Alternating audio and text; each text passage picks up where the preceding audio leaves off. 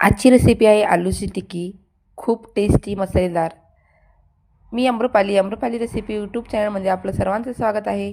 लागणारे जिन्नस मी आता एक कांदा चिरून घेतला, एक टमॅटो चिरून घेतला आणि कोथिंबीर आणि तुरीची सोले थोडेसे. मुलांच्या डब्याला आज मी बनवला हा असा बटाटा, खूप टेस्टी. 4 जिन्नस घेतलेले आहे: बटाटा, कांदा, तुरीची सोले आणि बटाटा शिजवून घेतलेला आहे कुकरला अगोदरच. झटपट होणारी रेसिपी पण खूप टेस्टी खायला. आता तेल गरम झाल्यानंतर त्यामध्ये मी जिरं, मोहरी आणि कांदा आता हे साहित्य तेलामध्ये टाकून घेतलेले आहेत.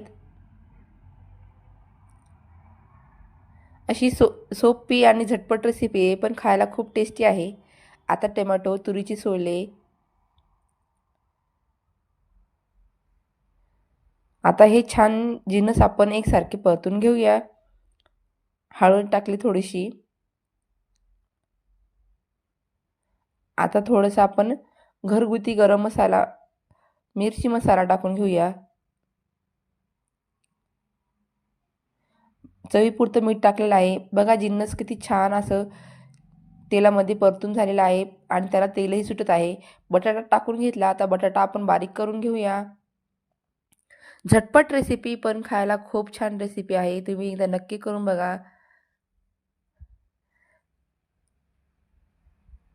मुलांच्या टिफिनला द्यायला झटपट होणारी रेसिपी आहे, पण खूप टेस्टी आहे.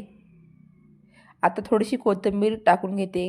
इतकी छान झालेली आहे आणि खूपच भारी झालेली आहे. मसालेदार अशी आलूची टिक्की.